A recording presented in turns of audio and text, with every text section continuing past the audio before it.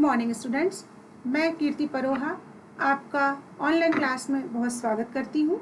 बच्चों, आज हम एमपी बोर्ड के सिलेबस के अनुसार कक्षा 10वीं के जनरल इंग्लिश का अध्ययन करेंगे। और आपका कक्षा 10वीं का जो सिलेबस है वो 4 पार्ट में डिवाइडेड है: reading skill, advanced writing skill, grammar portion और टेक्सचुअल पार्ट। तो आज हम आपको जो पोम पढ़ाने जा रहे हैं वो टेक्सचुअल पार्ट के अंतर्गत आती है और आपकी पोम का नाम है light the lamp of thy love. इसके जो कवि हैं वो हैं रविंद्रनाथ टैगोर। थोड़ा सा परिचय मैं कवि के बारे में ज़रूर देना चाहूँगी। बच्चों, आपको याद होगा, आपने एक बहुत ही अच्छी कहानी पढ़ी होगी जो आज भी हम लोगों के मन मस्तिष्क में अंकित है, वो है काबुलीवाला। काबुलीवाला जो कहानी थी वो गुरुदेव रविंद्रनाथ टैगोर ने ही लिखी थी और इन्हें 1913 में विश्व का सर्वोच्च पुरस्कार जो है, जो नोबेल प्राइज़ है, वो साहित्य के लिए पूरे एशिया में ये पहले ऐसे व्यक्ति थे जिन्हें साहित्य के लिए नोबेल प्राइज़ अवार्ड हुआ था। तो चलिए हम आगे अध्ययन करते हैं।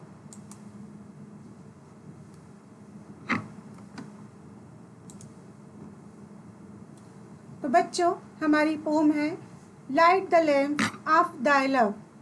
अब यहाँ पर इसका हिंदी में अर्थ होता है तेरे प्यार का दिया जलाओ या प्यार का दिया जलाओ। यहाँ पर दाई शब्द यूज़ हुआ है। जो दाई शब्द है वो ओल्ड इंग्लिश से लिया गया है। तो इसके कविता के बारे में बताना चाहूँगी कि कवि ने अपने भावों और कविता के माध्यम से कहा है कि हे ईश्वर, अपने प्यार का दिया जलाओ ताकि मुझे अपने प्यार के दिए से मेरे हृदय, मेरे रूप परिवर्तन हो सके और मैं बुराई से अच्छाई की ओर जा सकूं, अज्ञानता से ज्ञान के प्रकाश की ओर अग्रसित हो सकूं। और हे ईश्वर, मेरे चिंताओं को मिटा दो और मुझे स्वर्ण जैसा अमृत प्रदान करो। हे ईश्वर, आप मेरे हृदय के अंदर प्यार का दिया जला दो। तो चलिए हम इस पोम को पहले पढ़ेंगे, उसके बाद उसका अनुवाद करेंगे। तो पढ़ते हैं। इन माई हाउस विथ दाइन own hands light the lamp of thy love. In my house, मेरे घर में। लेकिन यहाँ कवि का तात्पर्य हमारे हृदय, हमारे शरीर से है कि मेरे शरीर, मेरे हृदय में। दाइन यानी तुम्हारा, तुम्हारे, तेरे। ओन हैंड्स, स्वयं के हाथों। Light the lamp of thy love, thy आने का अर्थ भी होता है तेरा। तो हे ईश्वर, तेरे स्वयं के हाथों से मेरे हृदय में आप प्यार का दीप प्रज्वलित करें।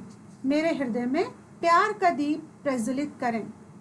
The transmuting lamp entrancing, the transmuting lamp entrancing, wondrous are its rays. तेरा ये जो दिया है ये बहुत परिवर्तनकारी है, बदल देता है, मुझे पूर्ण रूप से बदलने वाला है। एंट्रेंसिंग, सम्मोहित करने वाला है। तो हे ईश्वर, तेरे ये प्यार का दिया मुझे सम्मोहित कर रहा, मुझे परिवर्तित कर रहा। और वंडरस आर इट रेज, मतलब वंडरस है ना, इसकी जो किरणें हैं वो कैसी हैं? चमत्कारी हैं। तो पूरा ईश्वर, कवि कह रहा है ईश्वर से कि हे ईश्वर, मेरे हृदय में अपने हाथों से प्यार का दीप प्रज्वलित करो। तुम्हारा ये दीप, तुम्हारा ये परिवर्तनकारी दीप जो है सम्मोहित करने वाला है और इसकी किरणें चमत्कारी हैं। आगे चलते हैं। Change my darkness to thy light lord, change my darkness to thy light, and my evil into good, and my evil into good. Touch me what once and I will change. Touch me but once and I will change. And my clay, all my clay into the gold. कवि कहते हैं darkness मतलब अंधकार, light यानी प्रकाश, evil यानी बुराइयां, clay मिट्टी यहाँ पर अपनी स्वयं की देह से है, गोल्ड यानी स्वर्ण। कवि कहते हैं कि हे ईश्वर, मेरे अंधकार को प्रकाश में बदल दो। यहाँ पर अंधकार से मतलब अज्ञानता से भी है। मेरे मन में जो अज्ञानता है उसको ज्ञान में बदल दो। मतलब हमें अज्ञान से ज्ञान की ओर ले चलो। And my evil into good, और जब जो मेरी बुराइयां हैं उनको अच्छाइयों में बदल दीजिए। टच मी बट वंस, अगर आप मुझे एक बार स्पर्श कर लोगे, एंड आई विल चेंज, मैं बदल जाऊंगा, मैं बदल जाऊंगा यदि मुझे आप एक बार स्पर्श कर लोगे। ऑल माई क्ले, मेरी जो ये नश्वर काया है, जो मिट्टी की देह है, वो टर्न इनटू द गोल्ड, सुनहरे अलौकिक स्वर्ण में बदल जाएगी। तो कवि कहते हैं कि हे ईश्वर, मेरे अंधकार को आप ज्ञान के प्रकाश में बदल दीजिए, मेरी बुराइयों को अच्छाइयों में बदल दीजिए, और आप एक बार स्पर्श कर लें तो मेरी ये जो नश्वर काया है, जो मिट्टी की देह है, वो अलौकिक स्वर्ण में बदल जाएगी। चलिए अब आगे देखते हैं। All the sense lamps that I did light, all the sense lamps that I did light, suited into worries,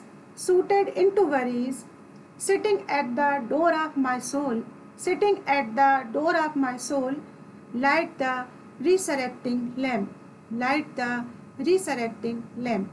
यहाँ पर suited का अर्थ होता है कालिक, काला होना, राख में बदल जाना, कार्बेट बन जाना। वरीज यानी चिंताएं, रिसरेक्टिंग यानी परिवर्तन करना, पुनर्जीवन प्रदान करना। तो देखते हैं इसका अर्थ। मैंने जो 5 ज्ञानेंद्रियां ने बोला, जो मैंने अपने सेंस लैंप जलाए, यानी ज्ञानेंद्रियों के जो दीप प्रज्वलित किए हैं। और ज्ञानेंद्रियां कौन कौन सी हैं हमारी? आँख, नाक, कान, जिह्वा और हमारी त्वचा। तो इन ज्ञानेंद्रियों में जो मैंने दीप जलाए थे, वो सारे चिंताओं के कालिख में समाप्त हो चुके हैं। चिंताओं की कालिख ने उनको भस्म कर दिया है।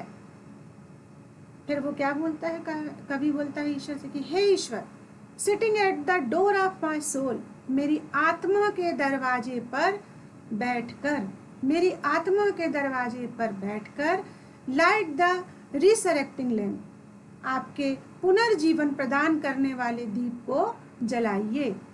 इसका अर्थ है कि हे ईश्वर, आप अपने प्यार का दिया हमारे हृदय में आलोकित करें, प्रज्वलित करें, जिससे हम अनेकों बुराइयों से बचते हुए, समस्त चिंताओं से दूर होते हुए अपने आप को बदल डालें, अच्छाइयों में परिवर्तित कर डालें, और साथ ही साथ पुनर्जीवित होने का कार्य करें। तो बच्चों, ये पोयम लिखी है रविंद्रनाथ टैगोर जी ने। उसके बाद चलिए देखते हैं सम वर्ड मीनिंग्स। इस पोम के अंतर्गत जो वर्ड मीनिंग्स आए, जो कि मैंने आपको समझाए भी है, लेकिन आप एक नोटबुक लेकर के इनको जरूर नोट कर लें। दाइन तुम्हारा, दाय तेरा, ट्रांसम्यूट मीन्स बदल देना, परिवर्तित करना, एंट्रेंसिंग सम्मोहित करना, वंडरस चमत्कारिक, डार्कनेस अंधकार, यहाँ पर अज्ञानता से है इसका आशय, इवल बुराई, क्ले मिट्टी, यहाँ पर इसका आशय देह या अपने शरीर से है, सूटेड राख में बदल जाना, कार्बोनिफाइड हो जाना, वरीज यानी चिंताएं, रिसरेक्टिंग पुनर्जीवित करने वाला।